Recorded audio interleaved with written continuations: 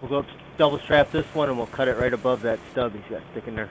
Alright. And then that one we'll probably choke it and can come and cut it right here. Or, But with that, once we won't try to make everything work, butt heavy so it comes straight down. but We'll try to drop it right here. Grab the butt with your and pull it out. mini there.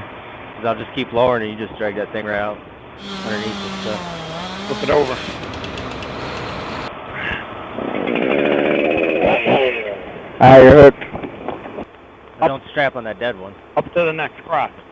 No, right there's, you're good right there. Right here? Shut up. Below that crotch where you got that strap.